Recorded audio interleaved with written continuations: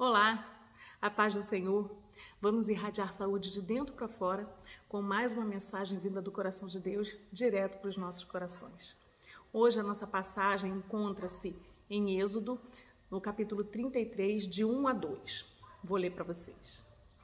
Disse mais o Senhor a Moisés: Vai, sobe daqui, tu e o povo que fizeste subir a terra do Egito, a terra que jurei a Abraão, a Isaque e a Jacó, dizendo: A tua semente a darei, e enviarei um anjo adiante de ti, e lançarei fora os cananeus, os amorreus, os heteus, e os ferezeus, e os heveus, e os jebuseus. Êxodo 33, de 1 a 2. Essa é a palavra que o Senhor trouxe ao meu coração, e a mensagem de hoje é: a bênção ou o abençoador? O que você tem escolhido? Bênção ou quem dá a bênção? É isso que nós vamos tratar hoje, logo depois da vinheta. Eu volto já já.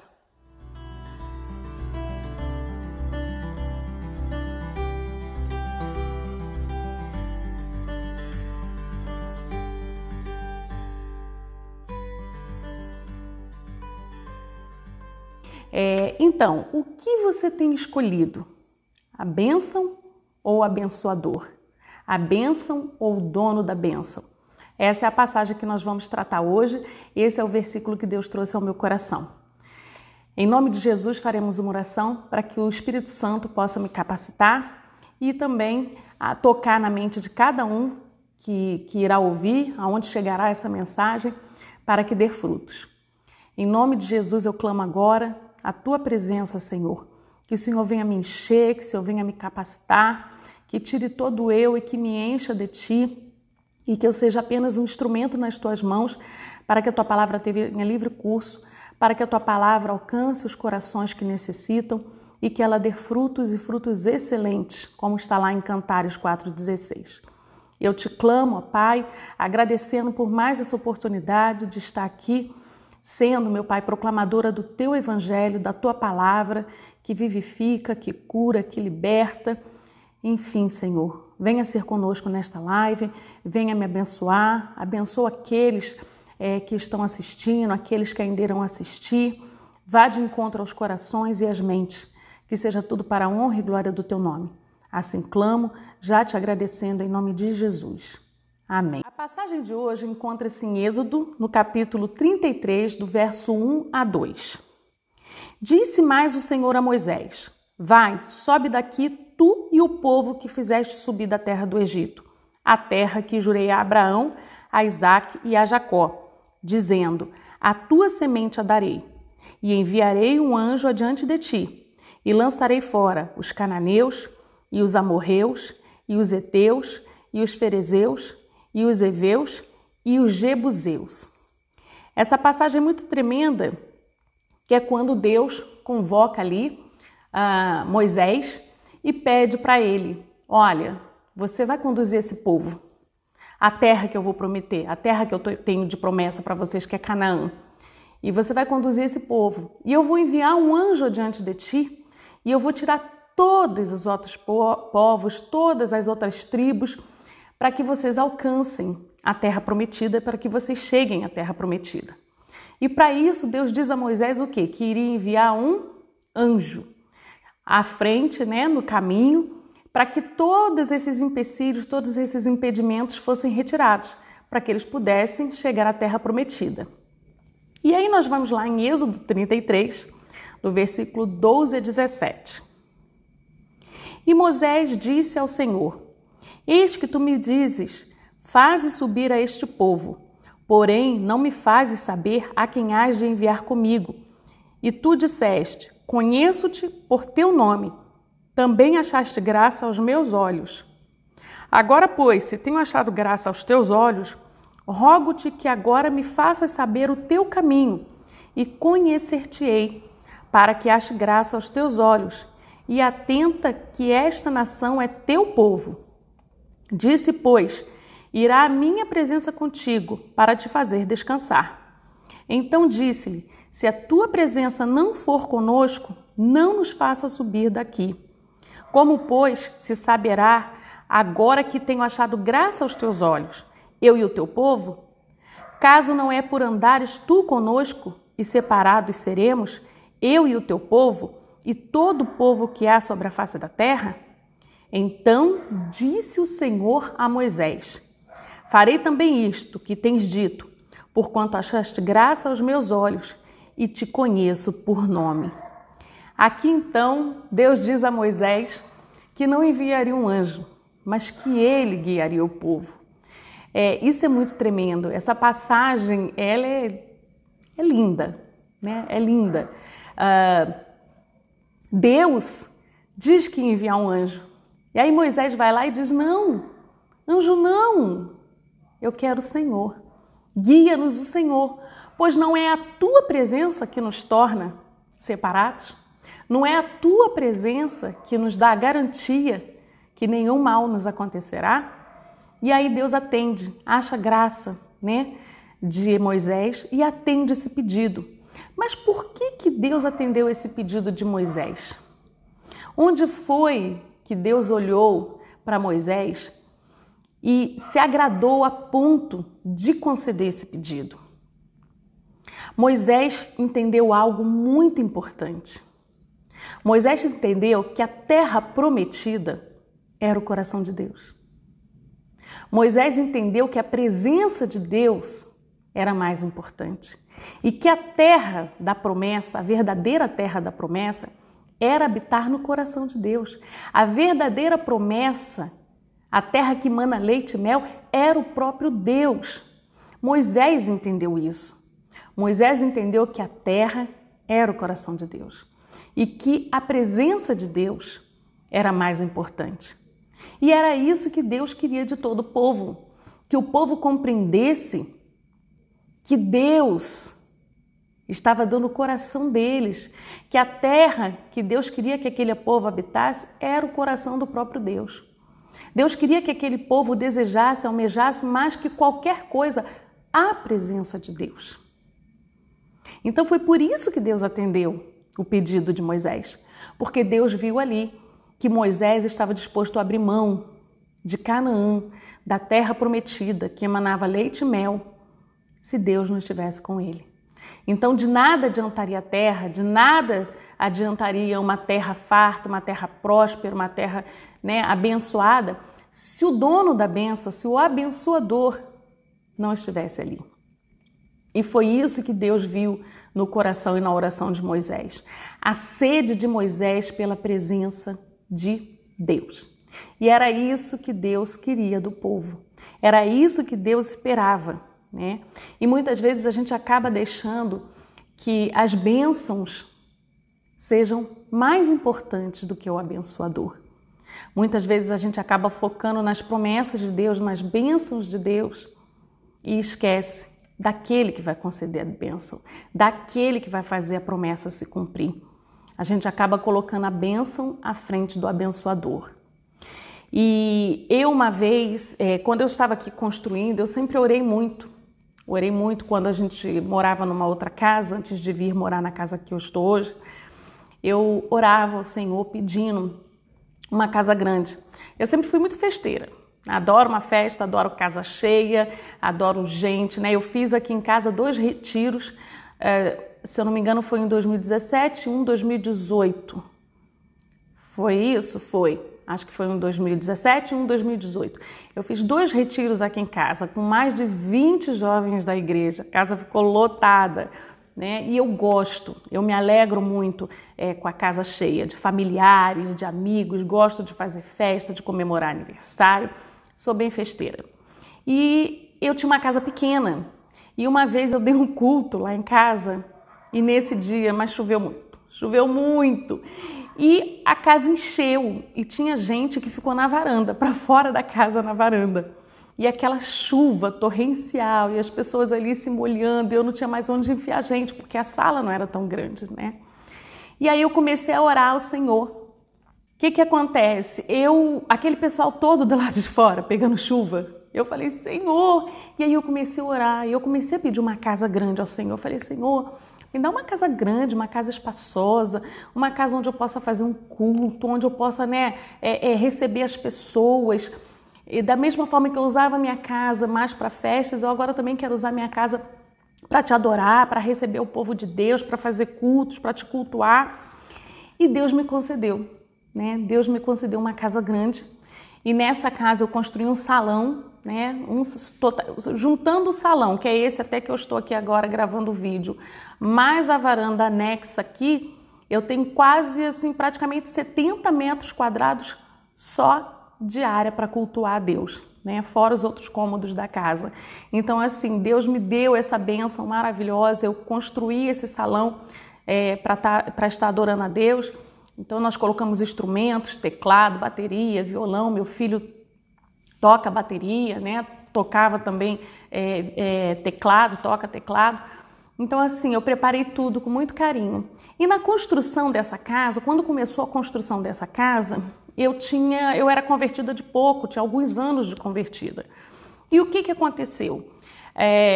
Eu ia a reuniões de oração na casa onde eu havia me convertido. Eu frequentava reuniões de oração lá semanalmente e começou a obra aqui, né? E quem fez o projeto dessa casa, quem tocou a obra, quem construiu fui eu, né? Então eu contratei uma equipe, eu fiquei à frente da construção da obra e também fiz todo o projeto da casa, né? Então fiquei dedicada à obra dessa casa.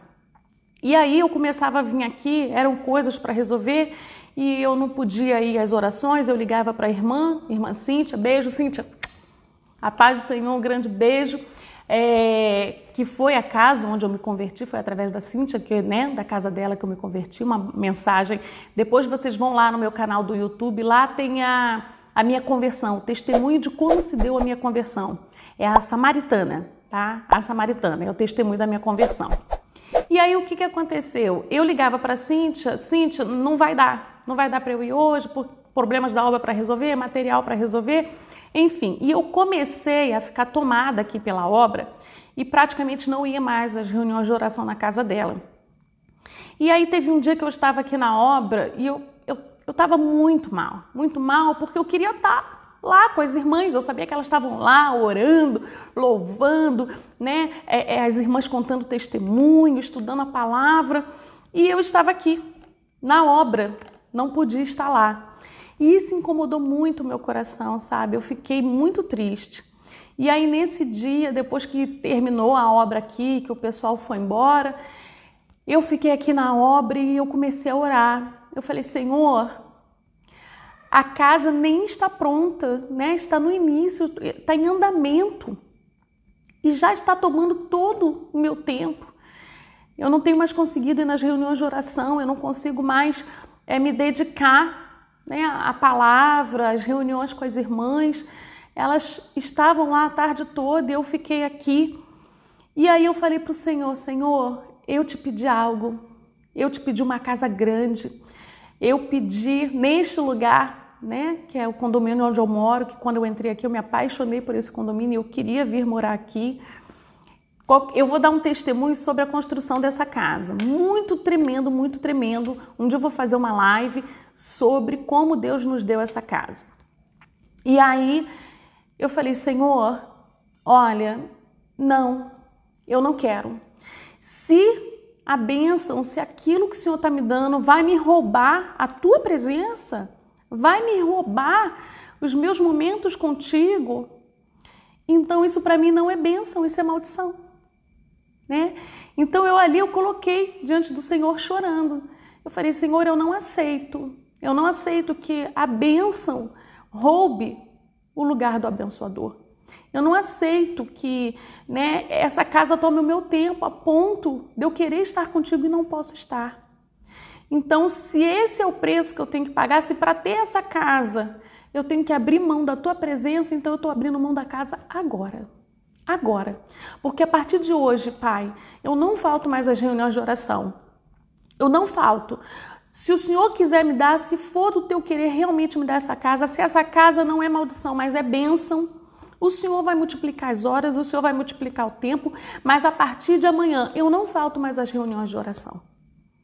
O tempo que eu tiver livre é o tempo que o Senhor vai multiplicar, que o Senhor vai ajeitar para que eu construa essa casa. E no dia seguinte, daquele dia em diante, eu passei a não faltar mais a nenhuma reunião de oração. E, gente, por incrível que pareça, algo poderoso de Deus, toda vez que eu vinha aqui na obra para resolver as coisas, eu conseguia resolver tudo. Eu resolvia tudo, eu comprava os materiais, o material chegava. Olha, a obra começou a andar de um jeito que ela se encaixou perfeitamente, né? Eu conseguia nas reuniões de oração, o cronograma da obra não ficava atrasado. Enfim, Deus multiplicou o tempo. Deus alargou os dias para mim, sabe? Eu não sei quantas horas o dia passou a ter para mim, mas com certeza mais de 24 horas.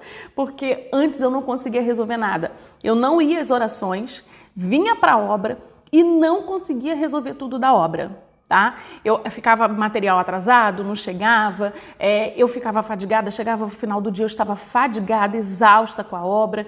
Enfim, depois que eu falei, Senhor, eu quero a tua presença e abro mão da bênção, porque se ela roubar o teu lugar, ela para mim não é bênção, é maldição. Desse dia em diante, Deus resolveu tudo, sabe? Eu passei a fazer a obra com maior tranquilidade, eu não ficava mais fadigada, tudo deu certo aqui na obra. Depois eu vou dar o testemunho de como essa obra passou a andar desse dia em diante, foi uma coisa assim muito tremenda. Ao mesmo tempo que Deus foi erguendo essa obra física, Ele foi erguendo o nosso templo espiritual, meu e do Júlio. Cada coisa que ia acontecendo aqui no natural da obra, né, da casa, Deus ia tratando no espiritual, no nosso templo espiritual, na nossa vida. Ele traçou, foi algo muito tremendo, Deus traçou um paralelo entre o que acontecia na casa e o que acontecia na nossa vida. E foi praticamente um ano de obra, e esse um ano, como nós crescemos espiritualmente, Deus nos deu um crescimento espiritual tremendo, usando a casa, usando os acontecimentos aqui da obra, sabe? Foi algo muito tremendo. Então, naquele momento, eu entendi, né, o que Moisés já sabia, que a presença de Deus é mais importante que a terra de Canaã. A presença de Deus é mais importante que a bênção, né? E naquele momento eu entendi isso, que a presença de Deus era mais importante do que aquilo que Ele estava me dando. E eu não queria abrir mão da presença dele. Então foi algo muito, muito tremendo, sabe? E se nós formos lá em 1 Samuel, primeiro livro de Samuel, no capítulo 8. Congregaram e vieram a Samuel a Ramá e disseram: Eis que estás velho, e teus filhos não andam pelos teus caminhos. Constitui-nos, pois, agora um rei sobre nós, para que ele nos julgue, como tem todas as nações. Porém, essa palavra pareceu mal aos olhos de Samuel, quando disseram: Dar-nos um rei para que nos julgue. E Samuel orou ao Senhor, e disse o Senhor a Samuel: Ouve a voz do povo em tudo quanto te disser, pois não tem rejeitado a ti, antes a mim tem rejeitado, para eu não reinar sobre eles. Gente, isso aqui é algo assim. Esse povo tinha o próprio Deus sobre a vida deles.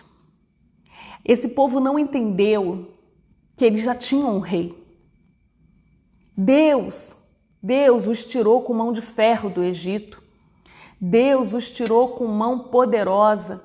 Tudo que Deus fez na terra do Egito, desde as 10 pragas, né, até o próprio chamado de Moisés, né, a própria criação de Moisés na casa de Faraó, protegendo aquele que iria libertar o povo, ensinando, dando crescimento, chamando, tratando por 40 anos Moisés. Deus, após as 10 pragas, abriu o Mar Vermelho. O Mar Vermelho. Durante toda a passagem que esse povo teve no deserto, havia uma nuvem de dia e uma coluna de fogo à noite. Deus mandou maná do céu. Esse povo ele tinha vivido coisas tremendas com Deus, tremendas. E eles ainda não tinham entendido que Deus era o rei, que eles já tinham um rei. Era o próprio Deus. E aí eles pediram um rei. Um rei. Eles preferiam ser governados por um homem, estar debaixo da autoridade de um homem, do que do próprio Deus. Né? Então, olha o que Deus fala. Não, ele fala para Samuel o seguinte: E Samuel orou ao Senhor, e disse o Senhor a Samuel: ouve a voz do povo em tudo quanto te disser, pois não tem rejeitado a ti. Ele falou para Samuel não ficar triste, porque não estavam rejeitando a ele, né? Não era ele que estava sendo rejeitado, era o próprio Deus. E tem muita gente que não entende isso, né? Acha que está rejeitando coisas, está rejeitando pessoas. E dependendo da pessoa que Deus colocou na sua vida, dependendo daquele através de quem Deus está falando, você está rejeitando o próprio Deus.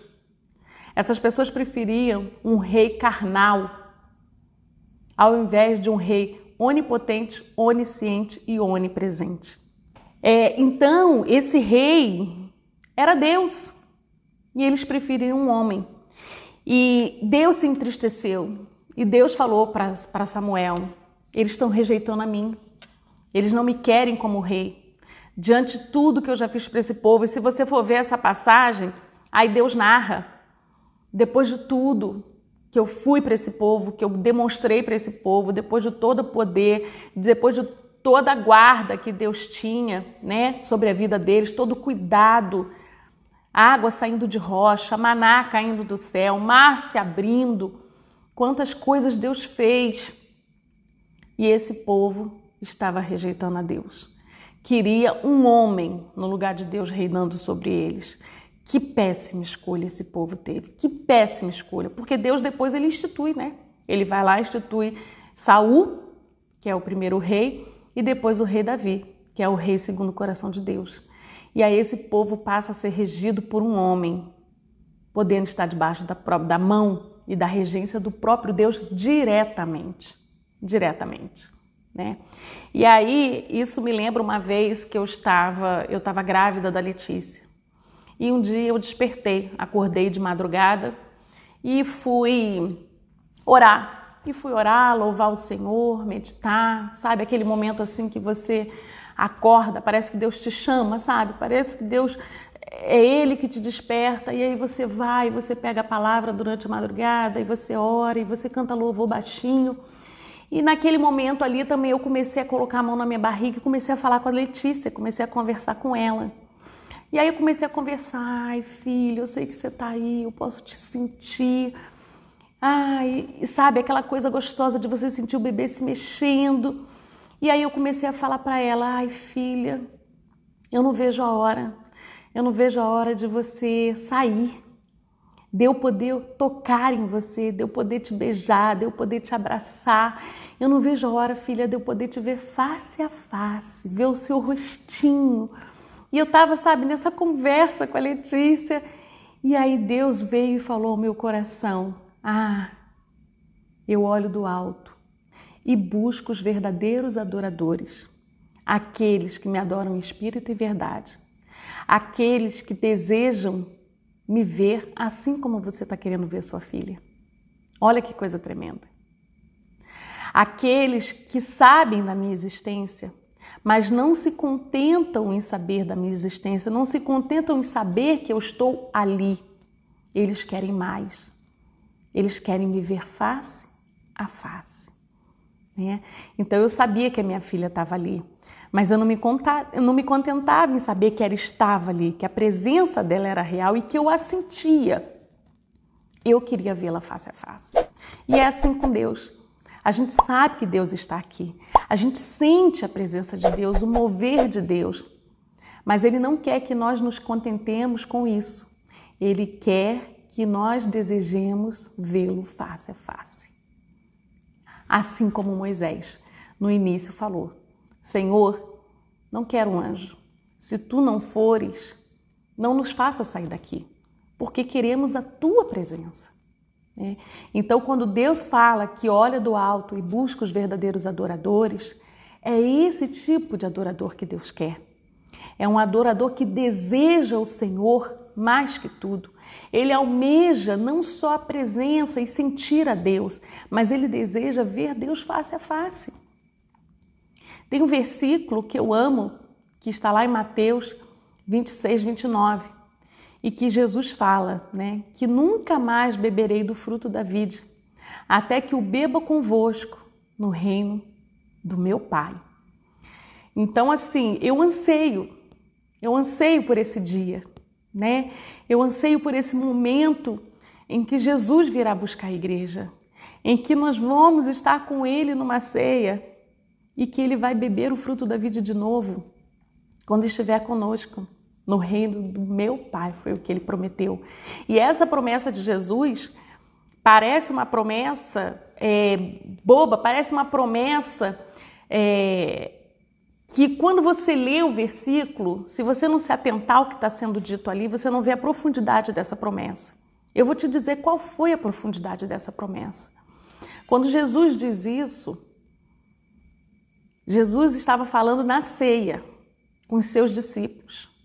E depois da ceia, Jesus foi morto, foi crucificado. Após 3 dias, ressuscitou e ascendeu ao céu.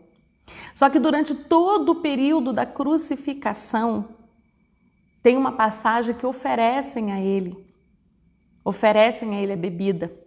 E muitos dizem que ele não bebeu porque estava misturado com fel. Ou outros, tem gente que afirma que ele não bebeu porque era alcoólico. E aí você vê a profundidade desse versículo. Podia ser o vinho mais doce. Podia não ser fermentado. Podia ser puro, geladinho, maravilhoso. E ele não beberia, porque ele prometeu isso a nós. Então, olha só o que Jesus fez, até sede, por amor a nós, durante a crucificação ele passou. Porque quando deram o fruto da vide a ele rejeitou. E ele rejeitou porque ele prometeu a nós que não beberia mais. Ele prometeu aos discípulos na ceia que ele não tomaria mais o fruto da vide até que estivesse conosco no reino dos céus. Olha que coisa mais linda, né? Olha a profundidade desse versículo. Então isso é muito tremendo. E aí é isso que Deus quer, que a gente anseie por esse dia em que estaremos nessa ceia, anseie por vê-lo face a face. É isso que Deus espera de nós, é isso que Deus tem preparado para nós. E que Jesus, vai voltar, vai retornar para que essa promessa seja cumprida. No outro dia eu estava conversando com o Júlio, sobre o que vai ter no céu? O que vai ter no céu? Será que no céu? Porque a nossa mangueira aqui está carregada, né? Agora também não está, porque meu pai veio aqui e levou 9 bolsas de mangueira. Ele pegou a mangueira inteira. Ele veio aqui, só faltou pegar a mangueira inteira, enfiar na bolsa e levar. E aí o Júlio estava tomando aquele suco de manga gostoso. E aí ele, nossa, que suco gostoso. Será que vai ter esse suco lá no céu? Será que no céu vai ter uma torneirinha que só a gente abrir o suco sai, não vai precisar bater, não vai precisar fazer nada? Paraíso, né? Você pega assim o suco já prontinho da árvore e toma. Será que vai ter? Vai ser uma delícia. Aí, o que você acha que vai ter no céu? E aí eu virei para ele e falei assim, olha, eu nunca me preocupei com o que vai ter no céu. Eu não fico pensando com o que eu vou encontrar no céu, porque a única coisa que eu quero é ver Deus, é ver Jesus. É agradecer, é me jogar aos pés dele como aquela mulher, sabe? E adorar, e adorar, e adorar. Então, eu não fico pensando se no céu eu vou comer, se eu vou beber, se vai ter coisa gostosa, se realmente, nós vamos sentar com Jesus e ceiar. Eu quero chegar nos céus e me prostrar aos pés dele como aquela mulher, sabe? E chorar de alegria de estar aos pés dele e julgar com os meus cabelos. Então, é o que eu almejo. Eu não consigo ficar imaginando outras coisas, porque eu só consegui me imaginar numa coisa, prostrada diante de Deus e adorando. Então, para mim, é a adoração. Eu vou subir e vou ficar adorando. E isso vai ser o meu alimento, eu vou me contentar com isso. Eu não vou precisar de mais nada. Então, é esse coração que Deus quer. Que nós tenhamos a terra de Canaã, a promessa da terra de Canaã, não como uma terra física, mas como o coração de Deus. Essa terra é habitar no coração de Deus, no próprio coração de Deus. É isso que Deus quer de nós. É quando Ele olha do alto, procura os verdadeiros adoradores, é isso que Ele está buscando. Aquele que entendeu, como Moisés, que a promessa a terra de Canaã que emanava leite e mel, era o coração do próprio Deus. E que a Canaã física era só consequência do habitar no coração de Deus. Então a terra física é consequência da terra espiritual. É consequência de você desejar habitar no coração de Deus e desejar a presença de Deus. E fazer tudo para alcançar isso. E aí o resto vai ser consequência. A terra física vai ser consequência de alcançar o coração de Deus. Essa terra que é importante. Então isso foi muito tremendo. E aí se nós formos em Oséias, eu quero ler Oséias com vocês, que é um versículo que eu amo também. Eu amo, acho que quase toda pregação aqui eu cito Oséias, Eu acho que quase toda. Então Oséias 6:6.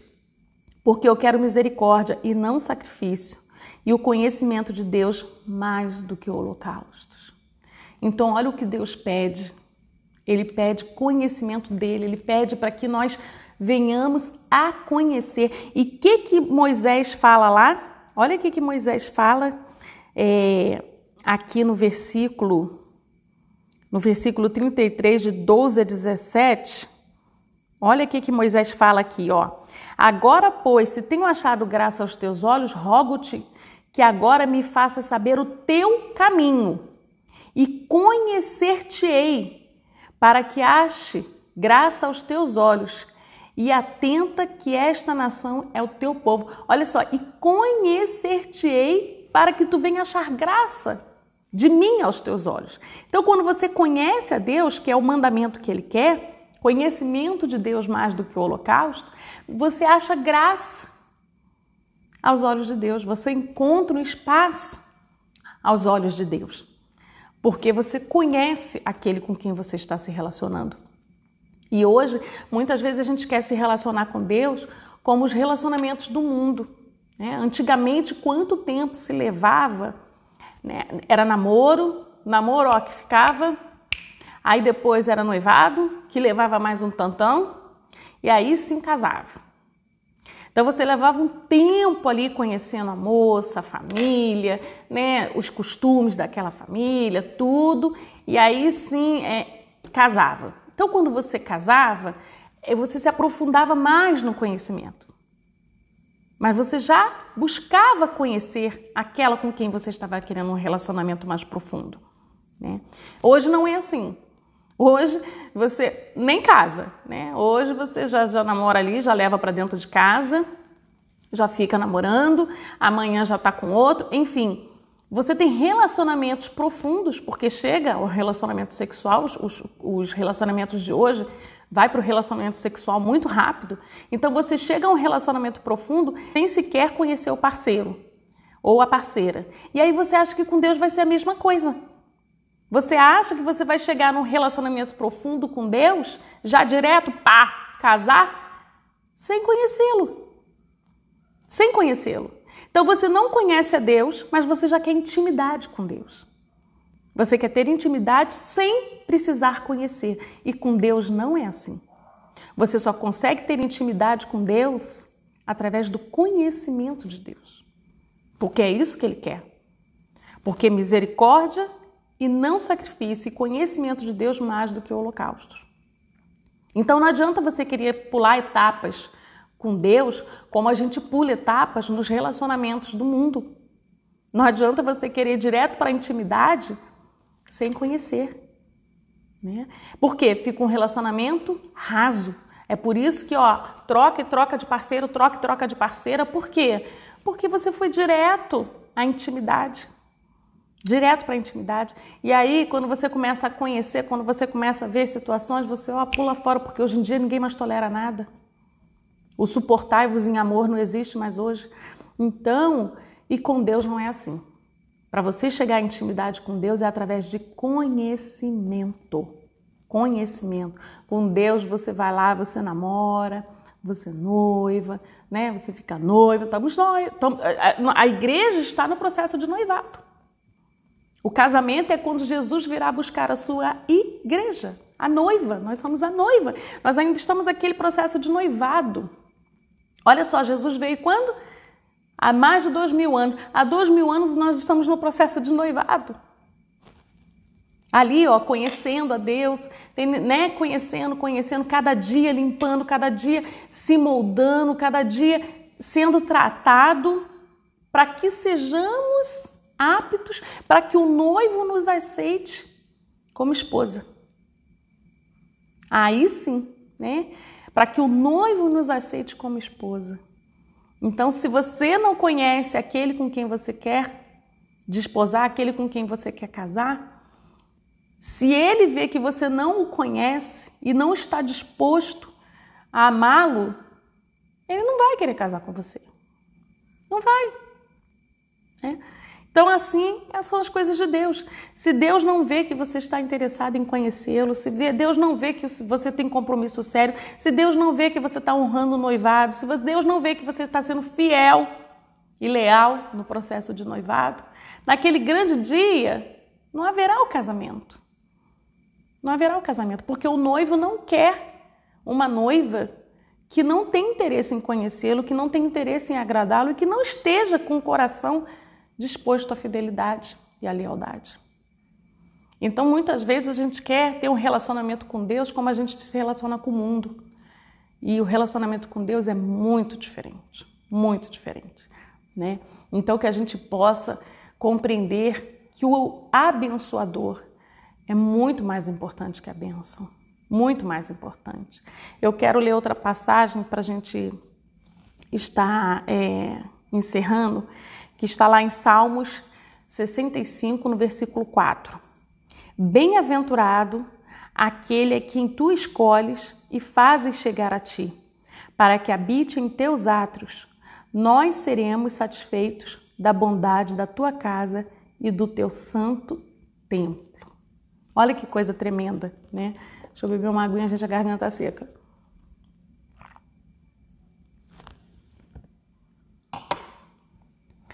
Bem-aventurado aquele a quem tu escolhes e fazes chegar a ti,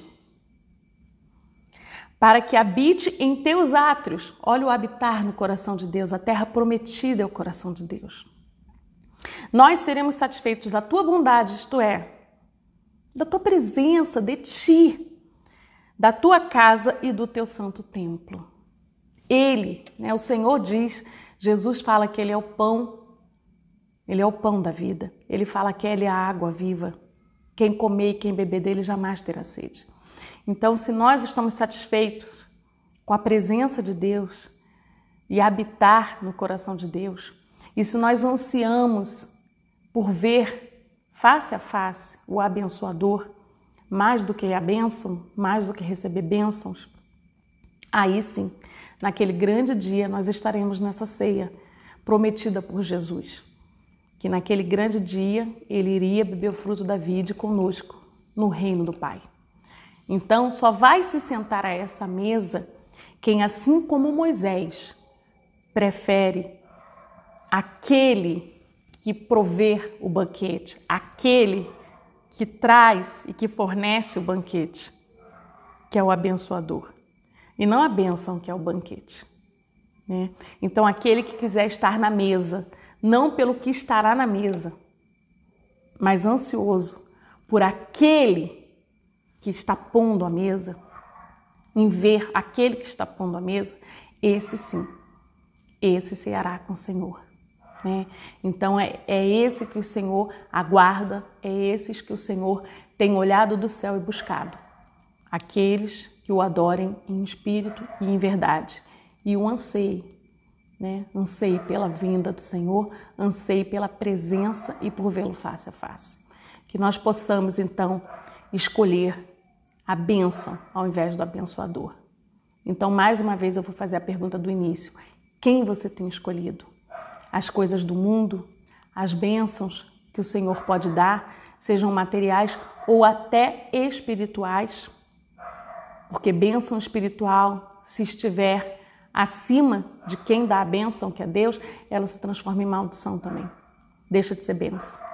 Então, seja o que for, seja uma bênção emocional, seja uma bênção material, seja uma bênção espiritual, que você possa estar preferindo o dono da bênção no lugar da bênção. Ele em primeiro lugar. E que a bênção seja consequência. Amém? Que Canaã seja uma consequência de habitarmos no coração de Deus. Essa é a mensagem que Deus trouxe ao meu coração e que Ele possa ministrar mais ao coração de vocês, que essa palavra tenha livre curso, que ela dê frutos excelentes, como está lá em Cantares, que o Senhor possa vir e ver que essa mensagem deu frutos, frutificou e que ela tenha sido compartilhada. Então vamos compartilhar, gente, tá? Quem não me segue, segue aí no Instagram, no link da bio, tem um link aí na bio do Instagram, aí em cima tem um link, esse link tem todas as minhas redes sociais, site, Facebook, as minhas outras, o canal do YouTube. Então dá um pulinho lá, se inscreve no canal, dá um like, compartilha, ativa o sino e aí a gente vai proclamando aí e propagando a palavra do Senhor em todos os cantos dessa terra, para que mais e mais pessoas sejam alcançadas pela palavra e pelo poder de Deus, que cura, liberta, né? Enfim, que traz vida àquele que está morto espiritualmente. Grande beijo a todos. Agradeço a oportunidade, agradeço a todos que estiveram comigo até agora. A paz do Senhor.